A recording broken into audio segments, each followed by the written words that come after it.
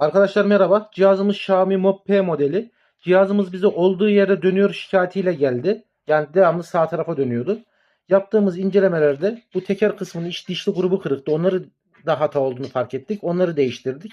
Elimizde bir tane bozuk teker vardı, motoru bozuk. Bunun dişli grubunu komple buna aktardık.